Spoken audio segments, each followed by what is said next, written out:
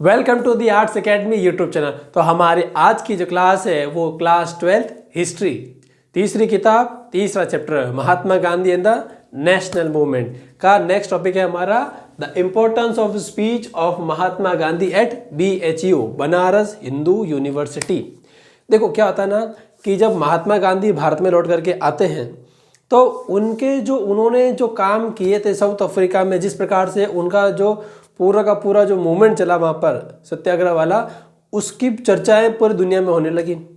ठीक है, तो ऐसे में क्या हुआ कि जब बनारस हिंदू यूनिवर्सिटी का उद्घाटन हो रहा था, उस उद्घाटन के ओपनिंग सेरेमनीज में maximum of the maximum people कौन थे? डोनर्स थे, सारे के सारे फिलांथ्रोपिस्ट थे, जिन्होंने उनमें क्या किया, पैसा कंट्रीब्यूट करके यूनिवर्सिटी को स्टैब्लिश करने में सहायता करी थी। तो उन्हीं इन्वाइटीज के अंदर महात्मा गांधी का भी नाम था बिकॉज ऑफ हिज कंट्रीब्यूशन। ठीक है, तो जो उन्होंने साउथ अफ्रीका में किया था, क्योंकि भारत में तो ऐसे जो उन्होंने कुछ बड़ा किया नहीं था, कि अभी तक उन्होंने स्टार्ट भी नहीं किया था, तो उसी को ध्यान रखते हुए उनको बोला कि आप भी आओ, अपने जो थॉट, जो आपके अंदर के जो थॉट्स है उसको एक्सप्रेस कीजिए हमारे यहाँ पर, ताकि ना, क्योंकि ये जो पहली ऐसी यूनिवर्सिटी है जो इंडियंस के द्वारा स्थापित की गई इंडिया में है, तो मतलब it is a symbol of nationalism for the coming generation. तो बोला कि इसमें आपका आना बहुत ज़रूरी है। तो उन्होंने बुलाया और वो गए भी वहाँ पर। जब वो जाते हैं वहाँ पर तो अपने कुछ जो थॉट्स हैं उनको एक्सप्रेस करते हैं वहाँ पर। तो हम उन्हीं थॉट्स को जो है, उनका जो वर्बरेटम है, ये देखो ये सब के वर्बरेटम्स है, एज इट इज इन्वर्टेड्स में ना, तो उनके बोले हुए एज इट इज वर्ड्स को हम कोट कर रहे हैं। ठीक है, तो उसको डिस्कस करेंगे कि उन्होंने क्या बोला, उससे क्या इम्पैक्ट आया, और वहाँ से गांधी जी का जो स्ट्रक्चर था वो एक लेवल पर कैसे बढ़ गया, स्टार्ट उन्होंने कैसे किया अपने पॉलिटिकल करियर की हमारे इंडिया में।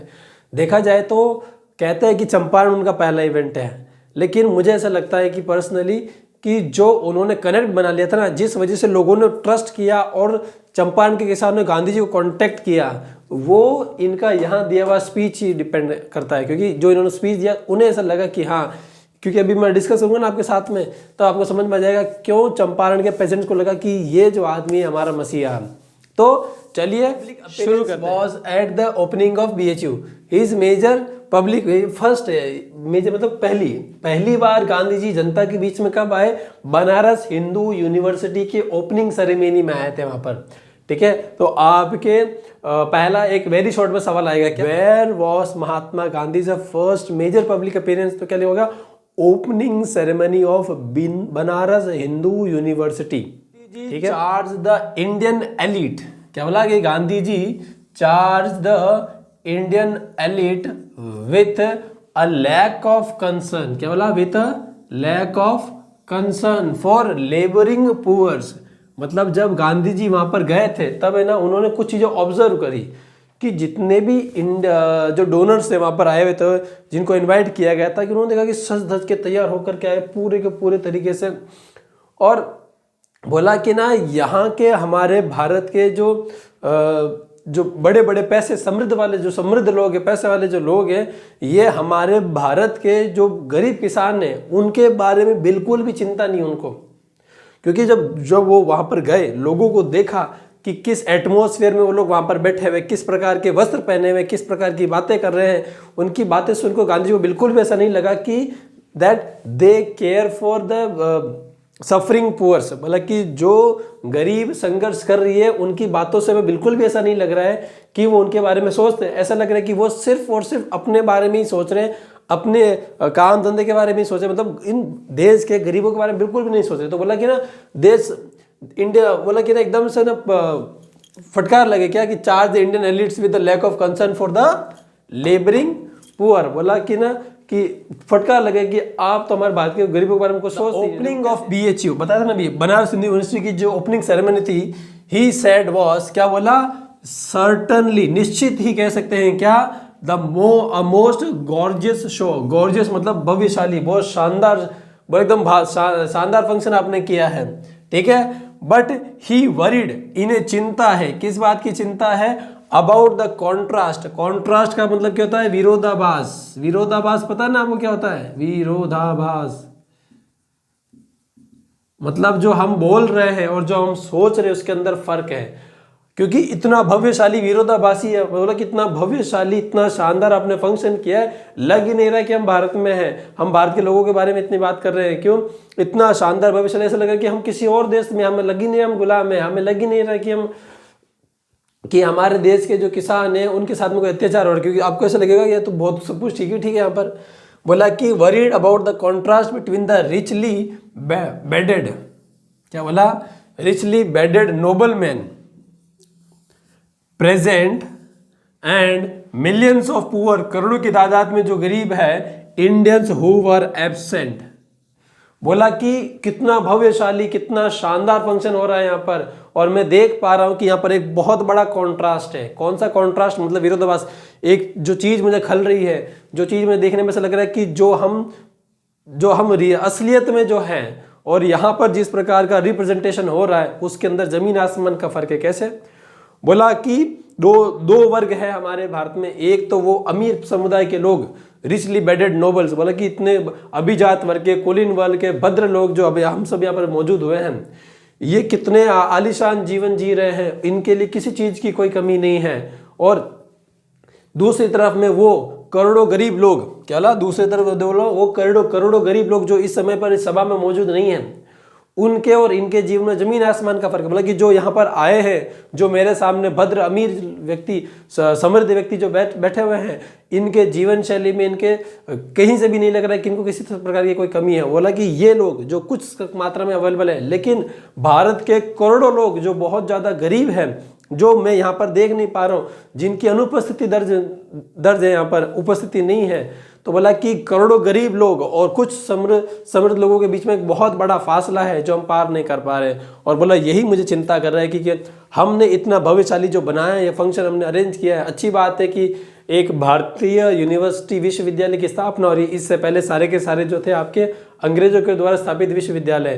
तो ये बात सही है कि एक इंडियन नेशनलिज्म को इंस्पायर करेगा, इग्नाइट करेगा, लाइट अप करेगा, वो बात सही है। लेकिन फिर भी क्या बोला कि यहाँ पर वो करोड़ों भारतीय लोग जो इस देश की जनसंख्या का एक बहुसंख्यक है, बोला कि वो करोड़ों भारतीय लोग जो हमारे देश की जनसंख्या में बहुसंख्यक हिस्से समुदाय से ताल्लुकात रखते हैं, वो यहाँ पर उनका प्रतिनिधित्व नहीं देखने को मिल रहा है। भले वो आए नहीं है, लेकिन उनका प्रतिनिधित्व नहीं देखने को मिल रहा है। प्रतिनिधित्व मतलब उनका रिप्रेजेंटेशन, जो उनकी बात रख सके।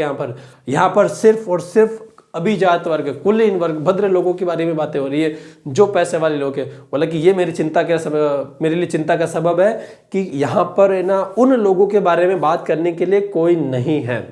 तो आप देख रहे हो इंपॉर्टेंस क्या है इस स्पीच की, गांधी जी की इंपॉर्टेंस ये कि वो बार बार उन्हीं लोगों के बारे में बात करेंगे कि जो समाज का एक बहुत बड़ा तबका है, जो सुविधाओं और चीजों से वंचित रखा गया है। गांधी जी ने क्या बोला? Gandhi ji told the privilege invitees, बोला गांधी जी ने वहां पर आए हुए उन कुलीन वर्ग और अमीर लोगों, समृद्ध लोगों को क्या बोला? Invitees that there is no salvation क्या लगा? मुक्ति, there is no salvation for India. बोला भारत को मुक्ति, आजादी तब तक नहीं मिल सकती है unless you stripe your self this jewellery. क्या बोला?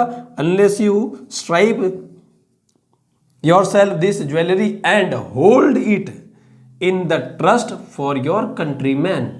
बोला कि भारत को तभी तक मुक्ति नहीं मिल सकती है जब तक आप अपने इन महंगे आभूषणों को त्याग कर करके, इन आभूषणों को, इन पैसों को, इन धनवान संपत्ति को आप भारत के गरीब लोगों की भलाई में नहीं लगाओगे, तब तक इस देश को बिल्कुल भी मुक्ति आज़ादी नहीं मिलेगी। बोला इसके लिए हमें ही सेक्रीफाइस करना पड़ेगा। हमारे पास में यहाँ पर आभूषण का मतलब नहीं कि सिर्फ सोना चांदी, यहाँ पर क्योंकि ना एक्चुअल में क्या है कि यहाँ पर है ना, गांधी जी जो जितने भी अमीर वगैरह, क्योंकि ना आपने देखा कि BHU की ओपनिंग में जो एस्टैब्लिशमेंट में कई है ना राजघराना के लोगों ने भी पैसा दिया है, अमीर लोगों ने भी दिया है। तो जब देखो जनरली क्या होता है कि लोग कहीं पर भी जाते हैं तो ना अपनी वेल्थ को शो करने के लिए जनरली गोल्ड और ज्वेलरी ऑर्नामेंटल को वियर करते, चाहे आदमी हो या पुरुष हो। अब देखो ना नॉर्मली आदमी भले ही ना सोने की चेन अंगूठी भले ही नहीं पहने, लेकिन किसी शादी ब्याह में किसी फंक्शन में जाएगा तो गले के अंदर सोने की चेन पहनना प्रेफर करेगा, हाथों में अंगूठी पहनना प्रेफर करेगा अगर उसके पास है तो।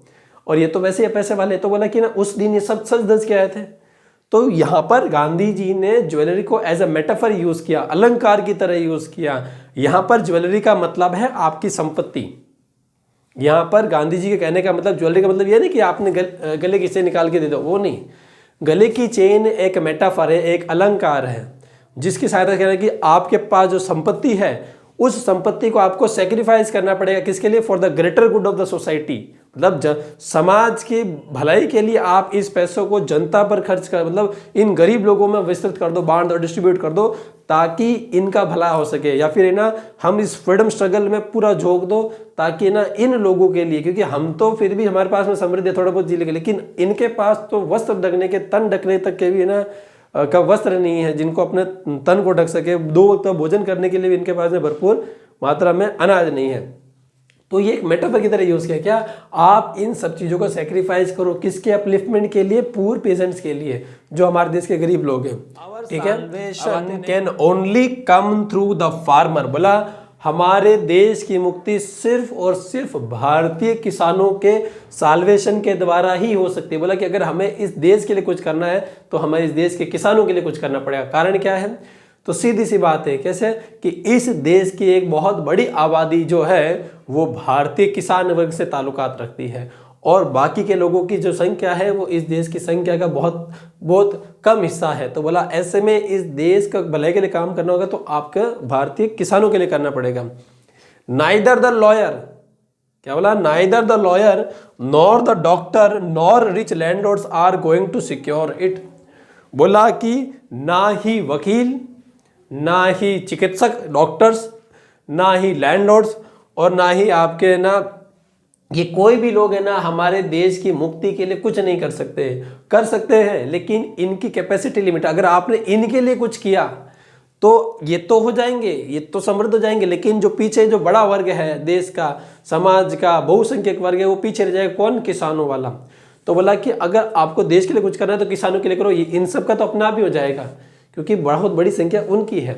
तो बोला अगर साल्वेशन करना है तो किसानों को करो, ये तो फिर भी हो जाएगा। बोला कि ये क्यों नाम? बोला कि ना आप इस यूनिवर्सिटी बनाओगे, यहाँ से कोई डॉक्टर बनेगा, कोई इंजीनियर बनेगा, कोई लॉयर बनेगा, अलग अलग लोग बनेंगे, लेकिन ये बहुत, इनकी तादाद बहुत कम होगी।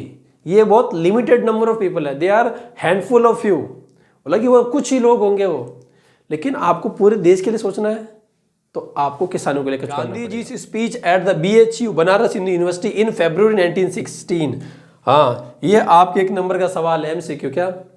In when Mahatma Gandhi speech, काटो काटो काटो, इसको काटो, इसको हटाओ, इसको हटाओ, इसको हटाओ।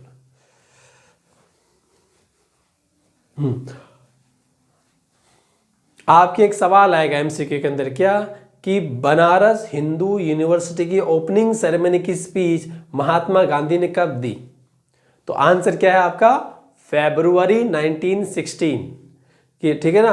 When did Mahatma Gandhi speech was, ये वापस काटो, ये भी काटो, ये भी काटो। ठीक है, तो ये था हमारा कि महात्मा गांधी की जो बनारस यूनिवर्सिटी की ओपनिंग सेरेमनी में जो स्पीच दी गई थी वो आपके फरवरी 1916 में दी थी। ठीक है, अब देखो नेक्स्ट आगे, was one level merely a statement. बोला कि ये अपने आप में क्या एक स्टेटमेंट है जो महात्मा गांधी जी ने बोला। क्या? Indian nationalism was an elite phenomena. क्या बोला? Indian nationalism was an elite phenomena. क्यों बोला ऐसा? क्योंकि बोला कि मैं देख रहा हूं कि यहाँ पर सब डॉक्टर्स, लॉयर्स, वकील्स की इनकी बारे में बातें हो रही है, तो बोला कि किसानों के बारे में बात कौन कर रहा है? मुझे तो नहीं दिख रहा है यहाँ पर कोई किसानों के बारे में बात करता हुआ। तो बोला कि एक एलिट फिनोमिना है, मतलब हम सिर्फ ऊपर से देख रहे हैं कि हमें क्या है, हम ग्राउंड लेवल पर नहीं आ पा रहे हैं। ग्राउंड लेवल पर जिस दिन आ जाएंगे ना, हमें समझ में आ जाएगा कि प्रॉब्लम क्या है, दिक्कत क्या है। हम क्या कर रहे हैं? एलिट फिनोमिना लेकर के चल रहे हैं। बोला कि नहीं, हाँ डॉक्टर्स को, हम नेशनलिज्म कैसे सोच रहे हैं? इंडियन डॉक्टर्स होने चाहिए, इंडियन लॉयर्स होने चाहिए, हम ये सोच रहे हैं। हम ये नहीं सोच रहे हैं कि आपके किसानों के बारे में नहीं सोच रहे। अगर उनके बारे में सोचेंगे तो ये अपने आप में एक बहुत बड़ा बन जाएगा। ठीक है,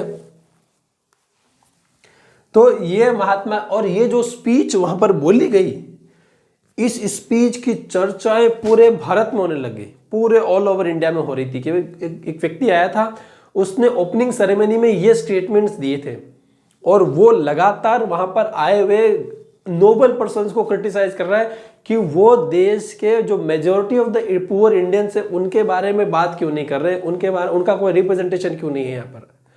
और यहाँ से महात्मा गांधी जी की जो छवि है वो भारत के किसानों के अंदर बैठ गए क्या कि he is a person who can brought ourselves into the salvation. बोला कि ये वो व्यक्ति है जो हमें अपनी मुक्ति की तरफ ले जाने के लिए आया है, ये हमारा मसीहा है।